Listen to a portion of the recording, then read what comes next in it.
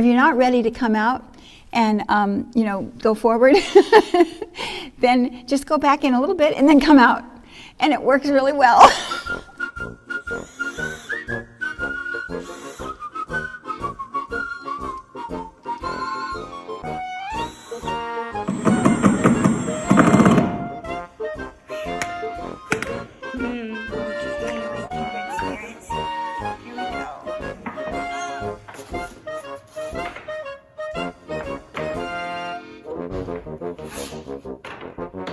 Oh, it's just so beautiful to watch it open. I'm going to make it open this way first.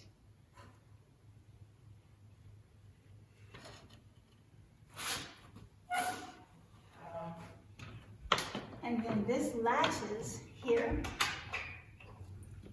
And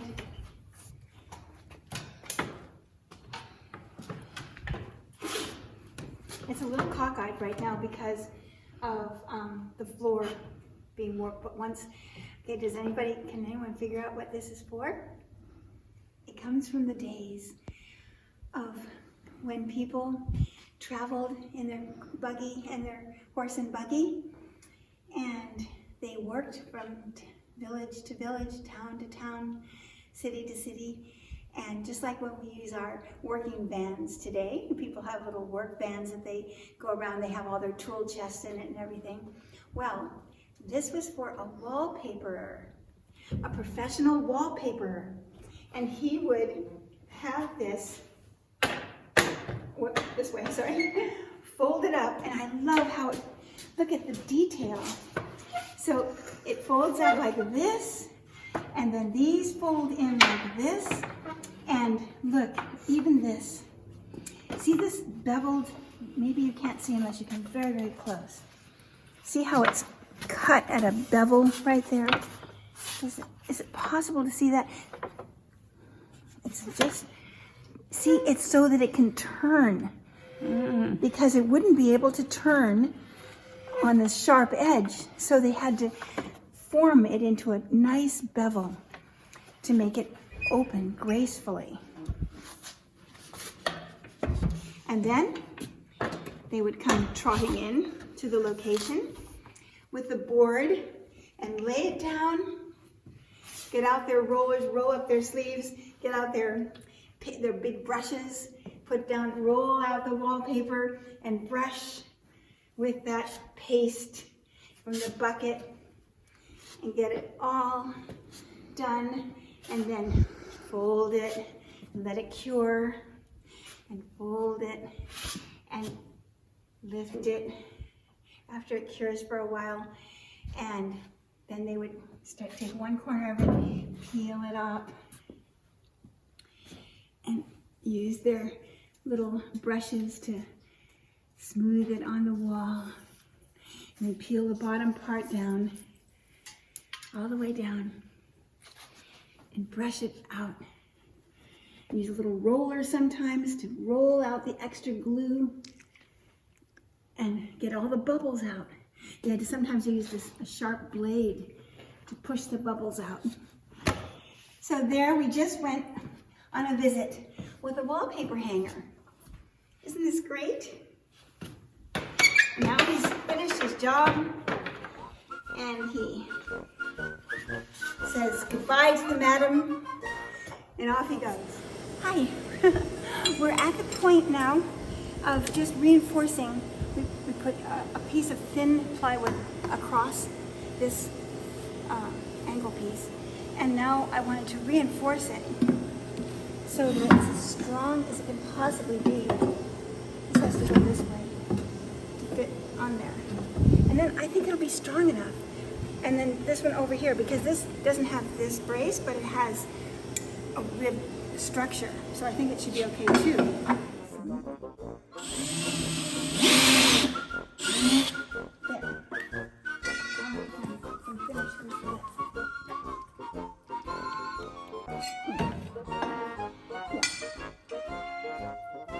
Much easier to see.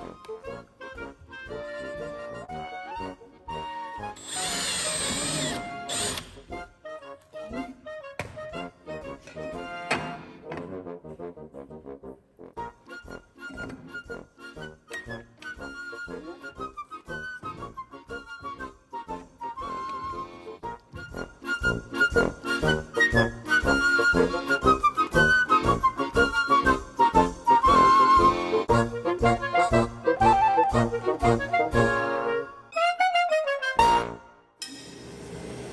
that piece? Look, when we were cleaning up and throwing out all the rubbish, we found the central leg. It's all dusty. I have to clean it. It's filthy dirty. But I'm going to clean it and put it so that it looks just like this bench, which looks much better without all those little patchy pieces. It won't have those. It'll be just like this bench then, and much nicer. So next time I come up here, I'll replace that and won't have that ugly mass of things down there. So what I'm doing here is, I think I told you that I found this leg, and I decided I didn't want to have these three awkward looking legs, which I would have had to have put a facing on or something, or boxed it up somehow to look a little bit more, a little bit nicer. But now I have the proper leg, which was found under a whole lot of rubble in the wood shop, which I think you saw. Well, you will see photos of it if you haven't yet. I don't know what order we're making these little presentations to you. It's all happening fast and furiously.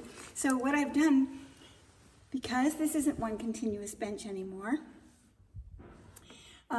one leg in the middle doesn't suffice, because it's not just to prop it up from sagging, it's also to give it stability. So I have a long piece of plywood that I put in here that happened to be just something we had already cut this way, and then I'm going to put that here, and then these will have those angle, these shelf supports.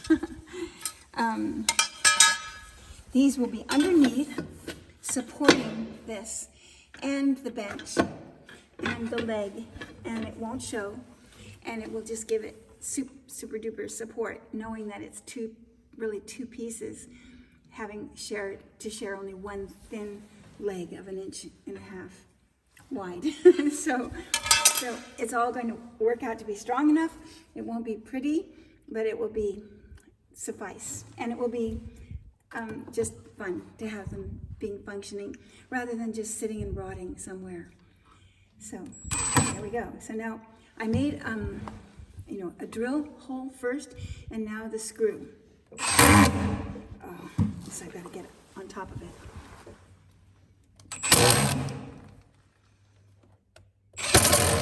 It's good to screw it back in and then out. And by doing that, it somehow loosens up the, you know what, it kind of reminds me of, in general, this is sort of a silly little analogy, but if you try to get the screw out and it won't budge, then you screw it in a little bit and then screw it out, it comes out. And it kind of reminds me of, just working with people or with yourself. If you're not ready to come out and, go forward, then just go back in a little bit and then come out. And it works really well.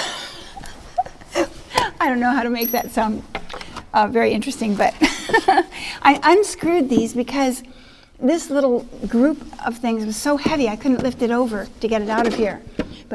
And then, you see, I used these old, not old, but some people have noticed that Yankee, the ship, is shingled.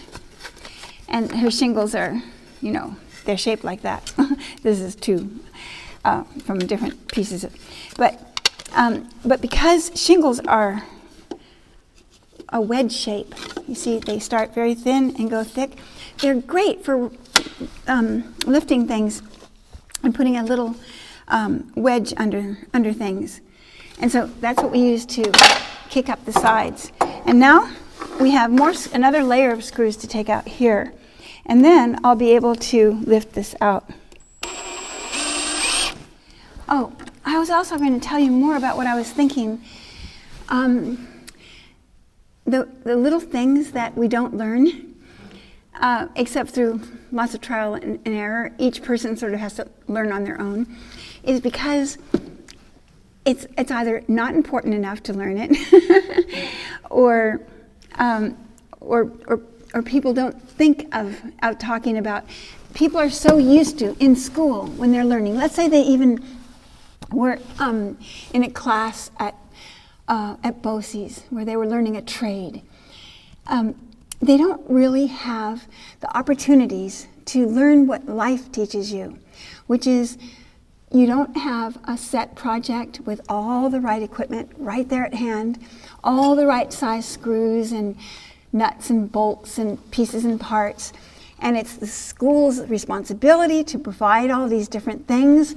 And in real life, there's no responsibility to provide. It's what you have, or what you can find, or what you have extra funds to go and buy. But what's so great is using up things. The world is full of old hardware, things that you've taken apart. And do you save the parts? Well, it would be great if you did. And then you just make yourself use them. And it's just great because it helps in every way. It's so nice not to be wasting anything.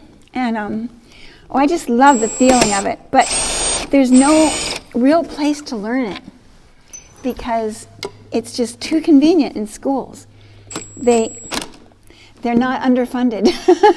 They have everything they need. I suppose unless you went to school someplace in some island out of the middle of nowhere, or maybe in some country or continent where they don't have things ready at hand. But it's so much fun to play that game with yourself. And I love using things up. This one's not coming out because its head broke off. See? Here's the head. And that broke off. That's why it didn't come out. And then there's the body of it. Now we're at the stage of putting these mending plates on the backs of these pews. And the reason that we're putting mending plates, and it's kind of ugly, is first of all, we're in a shed, right? So it's not fine furniture anymore. And also because they were sawn in half in order to even be moved out of the church. So they're virtually being saved. And you know, since we've had these up, I hadn't finished doing this work yet, but it's been so much fun. Everybody who comes in to visit, you know, we do have like 3 people that we know in this area. Everyone just plops themselves down on the pews. We also have sung hymns together here, and we eat our lunch here. We make our sandwiches on this little table I found. There's a little stainless steel piece of table that I found when we were cleaning up the wood shop. And it's just working out beautifully. It's so great. You know, I just had a thought. I'm going to tell you. It might sound pedantic and pompous, but I just thought when you're watching these videos, and I'm not giving you nearly enough information because I feel like it is talking down to you to tell you some of the silly little things that I do that make things work. But actually, I think I should tell you more things. There are people who know a lot more than I do and are experts at teaching. But maybe it's still helpful because you're not interested in learning about how to screw in screws, but because you're interested in the expression of detail and design, and you're watching me thinking you might get that. Here I am showing how to hack together an old pew. But here, my point is that these screws were just a wee tad too long, and they were poking through the other side. And as I said, these pews are old and really useful to no one, except they're wonderful in an old shed, which we never expected. But it was better than having them soaking up the water from the floors and the dampness of the cement in the winters. And anyway, so I had these screws going through, and they were poking little holes through the wood. So I thought, oh, we need to get washers. So we were going to use one washer, but we found that it was also too deep. But instead of going and buying some specific screw and getting in the car and driving forever to get somewhere, you just use, if you have washers, which we happen to have, then you just use the washers, and that stops them from that little bit point that was going through, now doesn't go through. And I was just thinking, these are things that only lots of trial and error and just lots of doing things with what you have. It teaches you how to be resourceful. And I love that. I watch it for it in others too. And I pick up on it and use it for myself.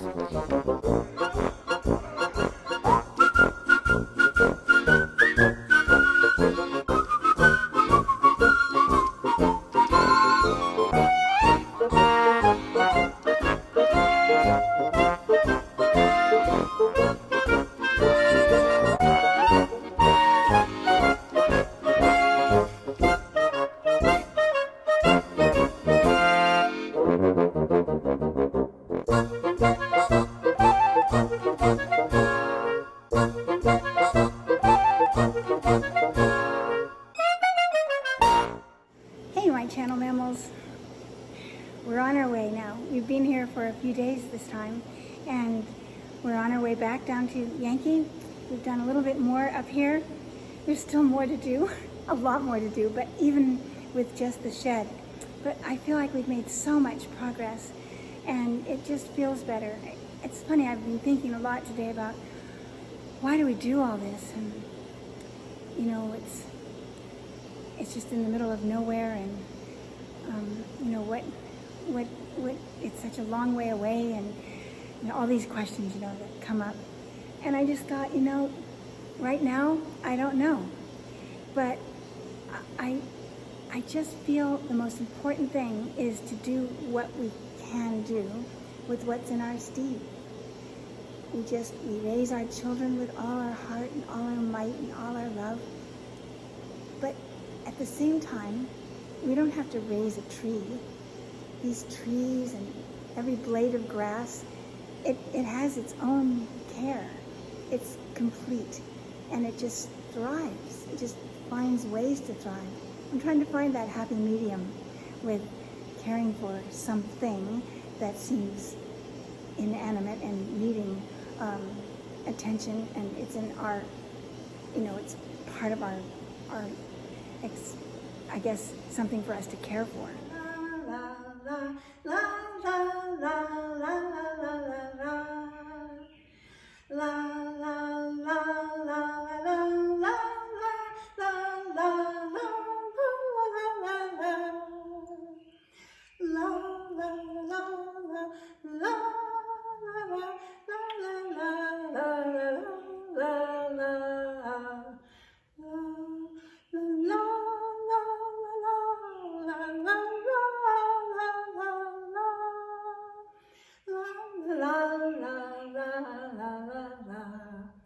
Got it?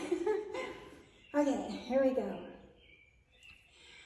God is working his purpose out as year succeeds to year. God is working his purpose out, excuse me, and the time is drawing near. Nearer and nearer draws the time that shall surely be, when the earth shall be filled with the glory of God, as the waters cover the sea. What can we do to work God's work to prosper and increase the brotherhood of all mankind, the reign of the Prince of Peace?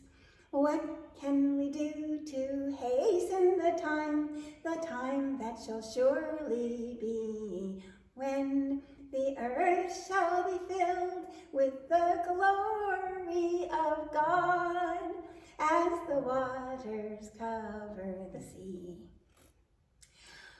March we forth in the strength of God with the banner of Christ unfurled, that the light of the glorious gospel of truth may shine throughout the world. Fight we the fight with sorrow and sin to set their captives free, that the earth may be filled with the glory of God as the waters cover the sea. Good evening, everybody.